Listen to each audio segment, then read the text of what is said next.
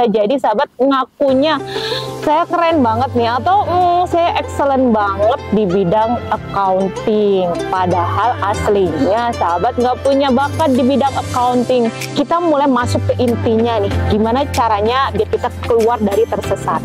Tersesat ini bisa jadi muncul karena kita tidak puas dengan hidup kita, atau kita tidak menemukan arah hidup kita mau mengerjakan apa. Hai, assalamualaikum warahmatullahi wabarakatuh. Welcome back to channel Lumina Indonesia.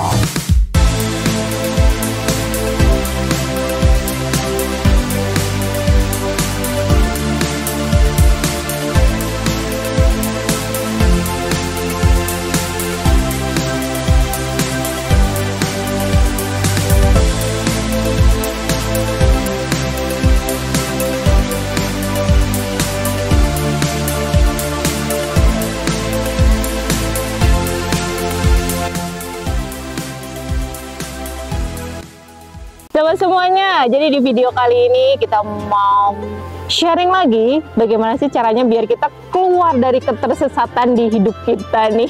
Jadi kalau sahabat semuanya yang memang merasa tersesat di hidupnya, nggak puas dengan hidupnya, dengan apa yang dicapai, atau sahabat bingung banget nih, saya kedepannya gelap banget, apa yang harus saya lakukan, saya nggak tahu sama sekali. Sahabat wajib banget tune in di video ini sampai selesai, biar nanti di ujung video sahabat mendapatkan sinar cahaya inspirasi. Ini kira-kira apa yang perlu sahabat lakukan biar kita keluar dari ketersesatan di hidup. Mantep banget ya. Nah, untuk yang versi pertama, sahabat bisa cek di konten ini nih, kenapa hidupnya tersesat, dan sahabat perlu menerapkan 4E dulu biar keluar di tahap 1. Sekarang kita mudah-mudahan bisa keluar secara paripurna ya dari pembahasan ini. Jadi sahabat semuanya, ada salah satu konsep yang saya pahami, yang saya kenal juga, dan saya praktekkan bukan hanya untuk diri saya sendiri, tetapi juga untuk orang yang jauh lebih banyak, terkenal dengan nama talent mapping. Nah, talent mapping ini ada dua jenis ya sahabat semuanya. Talent mapping yang versi singkat. Versi singkat ini biasanya tingkat akurasinya nggak terlalu tinggi, karena di versi ini bisa jadi mencakup pengakuan ya sahabat semuanya. Pengakuan yang kayak gimana nih? Bisa jadi sahabat ngakunya saya keren banget nih, atau saya excellent banget di bidang accounting, padahal aslinya sahabat nggak punya bakat di bidang accounting. Kenapa sahabat bisa mengakui itu? Karena bisa jadi daily aktivitas sahabat kesehariannya ini melakukan aktivitas accounting. Nah, di sini nih ya, sahabat nih bisa cek nih, dilihat di sini.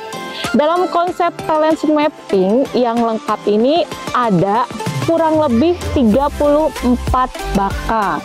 Dari ke-34 bakat ini, di setiap orang itu akan punya susunan bakat yang berbeda-beda. Apalagi kalau dipangkat ya dengan jumlah orang di seluruh dunia, sepertinya tidak akan ditemukan urutan bakat yang hampir sama antara 1, 2, 3 sampai akhir 34.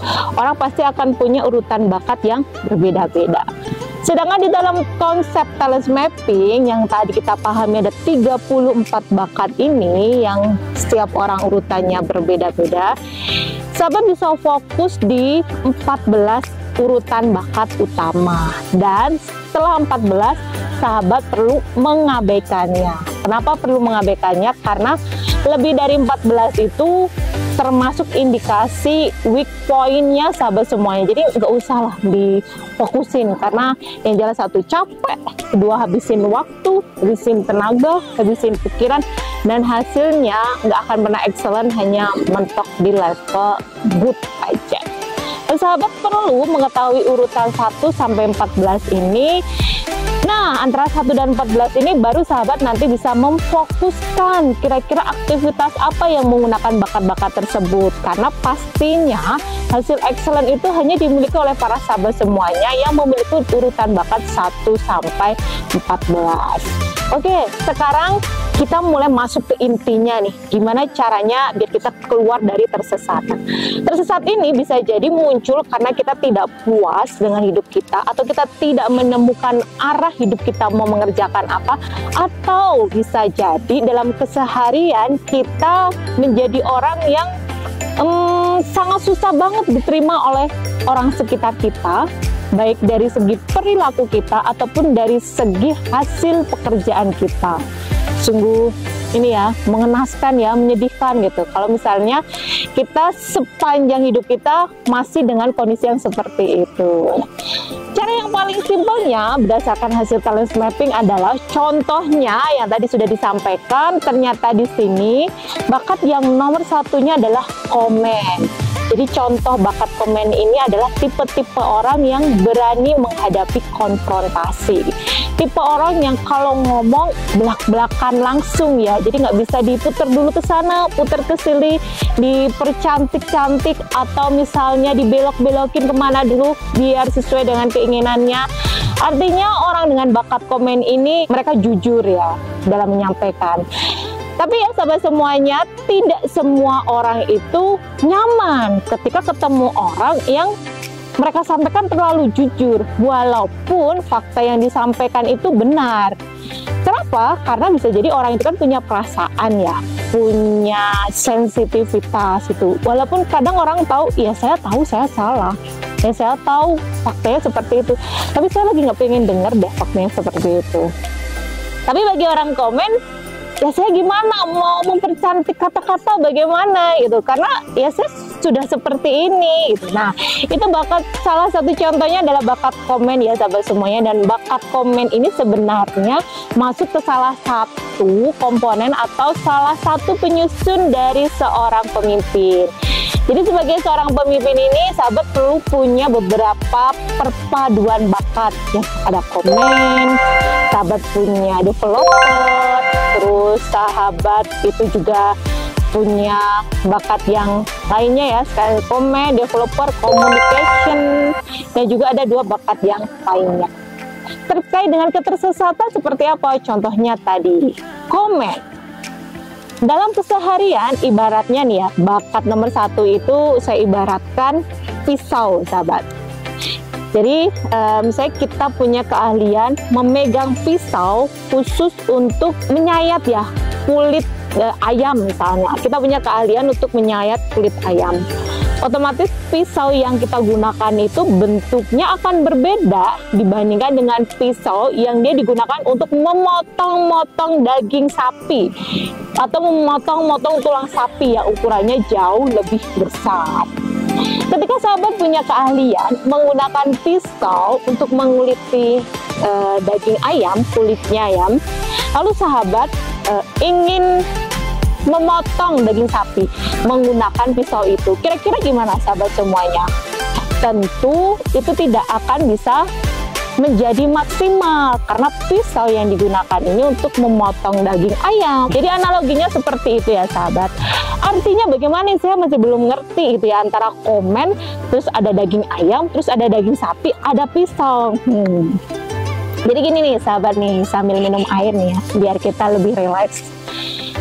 Secara naturalnya orang-orang yang punya bakat urutan 1 sampai 14 itu dalam kesehariannya dia akan menghadapi permasalahan atau keseharian yang ada secara natural atau secara spontan, tidak sadar.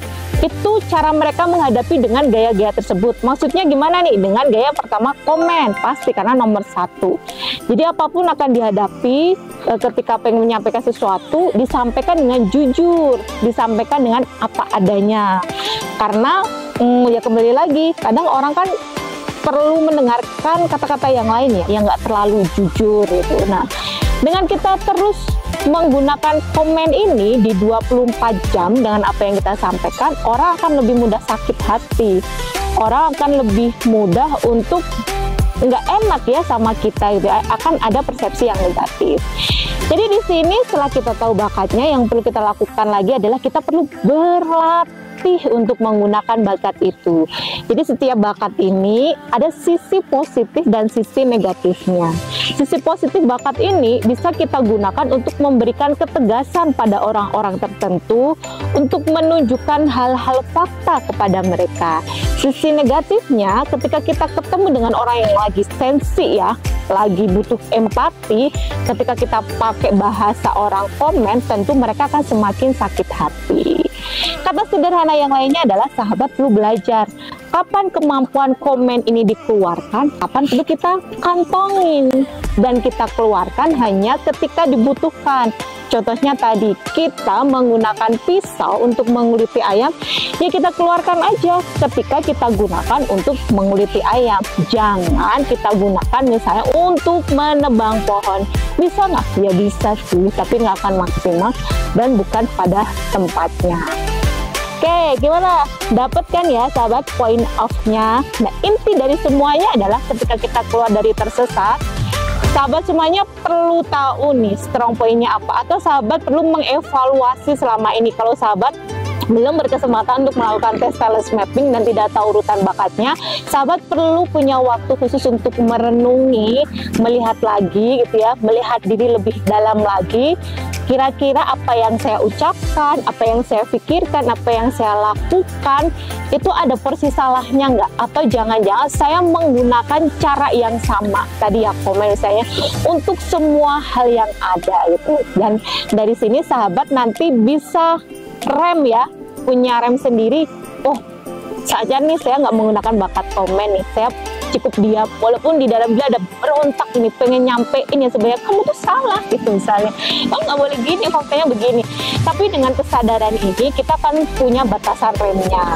Nah sahabat semuanya, dengan melakukan ini tadi, sahabat mulai mengevaluasi dan merenungkan semuanya, dan bisa jadi sahabat tidak mencapai yang diinginkan karena tadi ya ada ketersesatan dalam memilih arah, ketersesatan dalam memilih sesuatu.